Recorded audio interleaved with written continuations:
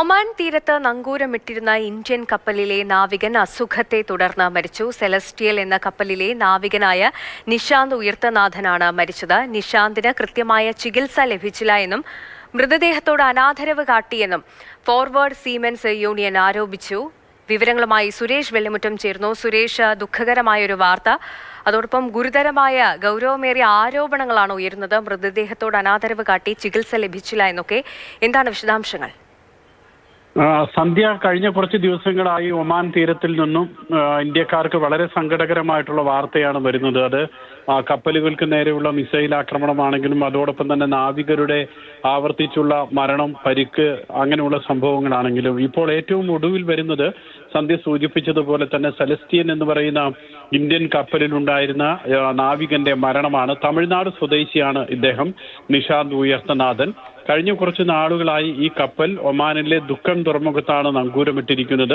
കാരണം ആ ഒരു മേഖലയിലെ, പ്രത്യേകിച്ച് ഹോർമൂസ് കടലിടുക്കും ആ മേഖലയിലെ സംഘർഷത്തിന്റെ സാഹചര്യത്തിൽ കപ്പലിന് തിരിച്ചു പോകാൻ കഴിയാതെ നിൽക്കുകയായിരുന്നു. ആ കപ്പലിൽ വെച്ചിട്ടാണ് നിഷാന്തിന് അസുഖം വരുന്നത്.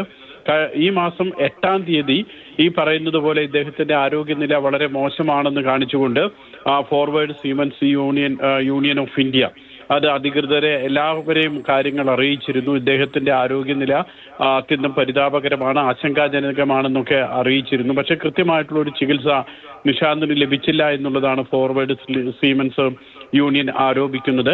ഏതായാലും കഴിഞ്ഞ ദിവസമാണ് അദ്ദേഹം മരിക്കുന്നത്. ആ മരിച്ചതിന് ശേഷവും മൃതദേഹം കൃത്യമായ ഒരിടത്തേക്ക് മാറ്റാനും അത് കൃത്യമായി അതിന് വേണ്ടുന്ന രീതിയിൽ അത് സംരക്ഷിക്കാനും ഒന്നും അധികൃതർ നടപടിയെടുത്തില്ല എന്നും യൂണിയൻ ആരോപിക്കുന്നുണ്ട്.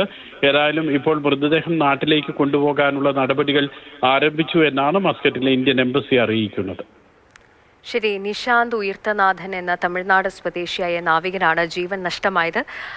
ആരോഗ്യസ്ഥിതി രൂക്ഷമാണ്, വളരെ മോശം അവസ്ഥയിലാണ് എന്ന് അറിയിച്ചിട്ടും അധികൃതർ കൃത്യമായ നടപടിയെടുത്തില്ല. മൃതദേഹത്തോട് അനാദരവ് കാണിച്ചു എന്ന ആരോപണവും ഇതിനൊപ്പം തന്നെ വരുന്നുണ്ട്. സുരേഷ് വെള്ളിമുറ്റമാണ് വിവരങ്ങൾ നൽകിയത്.